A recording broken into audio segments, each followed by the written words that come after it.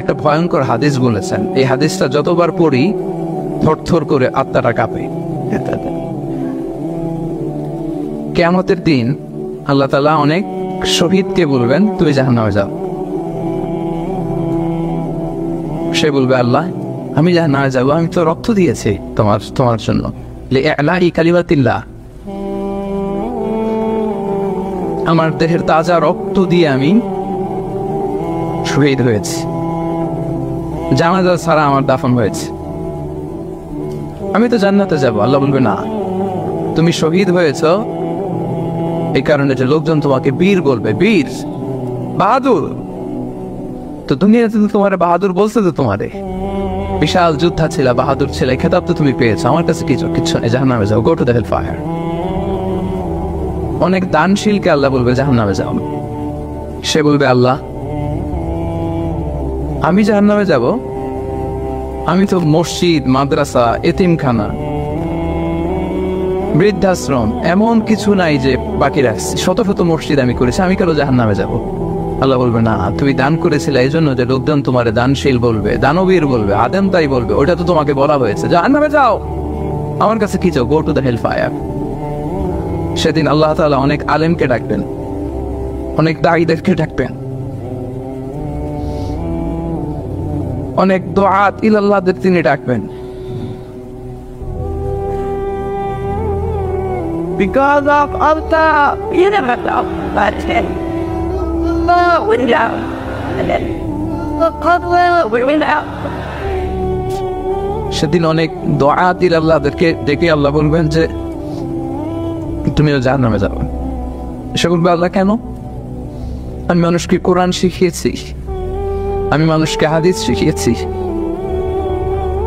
আমার কথা শুনে অনেক নামাজ পড়েছে, আমার কথা শুনে অনেকে দাড়ি রেখেছে, আগে সুদ খেত, আমার কথা শুনে সুদ বন্ধ করেছে, আমার কথা শুনে তো আল্লাহ এরা নামাজি হয়ে গিয়েছে। দ্য এন্টায়ার সোসাইটি সুদ বন্ধ করেছে, নামাজ ধরেছে, তারা ফরজ যাকাত দিত, আল্লাহ আমি কেন জাহান্নামে যাব? আল্লাহ বলবেন তুমি এই দাওয়াতি কাজ করেছো, লোকজন তোমাকে বড় আলেম বলবে, লোকজন তোমাকে বড় সেলিব্রিটি বলবে, লোকজন তোমার নামে তাকবীর দিবে, তোমাকে বড় আলেম বলবে, বড় দাঈ বলবে, এটা তো বলা হতো তোমাকে দুনিয়াতে, আল্লামা বলে ডাকা হতো তোমাকে, বাহারুল উলুম বলা হতো তোমাকে, জ্ঞানের সাগর, অনেক বড় দাঈ, অনেক বড় সেলিব্রিটি তোমাকে বলা হতো এই দুনিয়াতে। তো যা চেয়েছো তা তো পেয়েছো, আমার কাছে কি চাও? আমার কাছে তোমার জন্য কিছু নাই, go to the hell fire, তুমি জাহান্নামে যাও। আল্লাহ এরকম আলেম হওয়া থেকে আমাদেরকে তুমি বাঁচাও। আল্লাহ লোক দেখানো মানসিকতা, এই শো অফ থেকে আল্লাহ তুমি আমাদেরকে হেফাজত করো। তাহলে 4 নম্বর যে রোগ আমরা চিনে ফেলছি না, এটার নাম কি? রিয়া। নামাজ পড়তেছি, মানুষ আমারে বড় মুসল্লি বলে, হজ করে আসছি যেন আমার নামের আগে আলহাজ লাগায়, যাকাত দিচ্ছি, যাকাতের শাড়ি লুঙ্গি, দানবীর শিল্পপতি এটা যেন বলে,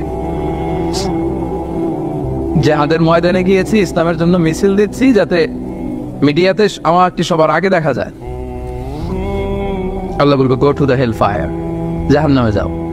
এগুলো একটাও আমার জন্য করো নাই, তুমি যা চেয়েছিলে দুনিয়াতে তুমি সেটা পেয়েছো, আমার কাছে কি চাও? কিচ্ছু নাই আমার কাছে তোমার জন্য, যাও।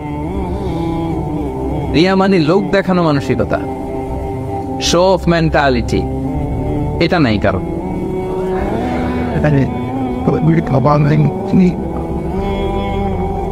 এটাও আছে। তো এই যে শো অফ মেন্টালিটি, প্রিয় ভাইরা, সম্মানিত ভাইরা, খেয়াল করে শুনেন, এই শো অফ করার মেন্টালিটি এটা বড্ড ভয়ঙ্কর। লৌকিকতা, লোক দেখানো মানসিকতা, এবং সোশ্যাল মিডিয়ার কারণে এই ব্যাপারটা আরো ভয়ঙ্কর হয়ে গিয়েছে।